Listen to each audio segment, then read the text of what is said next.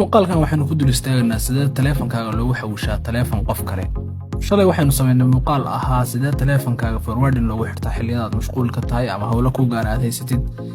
Haddana waxaanu isla fiirinaynaa sidee taleefankaaga loogu xawishaa qof kale. Tusaale markii aniga hadda ay soo wacdid taleefankayga waxa ka qabanaya gabadh kale ama nin kale, marka waa yaabas wax sida taleefanka nin baa ku ogay waa maxay gabadha ka qabatay. Marka waxay ka dhigan tahay taleefankayga gabadhaas ku xawishaa. xogaa waa arrin xaraabo leh markii loo fiiriyo inaad forwarding kaliya ku xidhatid. Tan xogaa ka xaraabo badan dadkana aad kaga yaabin kartaa. Waxa sameynaysaa waxa soo furanaysaa koolka taleefankaaga, waxa taabanaysaa xidig 21 xidig kale. Tusaale hadda lambarkayga hadii aan ku xawilo kadibna waxa dhahaysaa 4 gees. Marka inta qortid waxa dhahaysaa okay call baa dhahaysaa. call marka tiraahid automatically saas ku xawilmo. Aniga hadda isla lambarkayga baan lambarkayga ku xawila, marka waxa laga yaabaa inuu iga diido.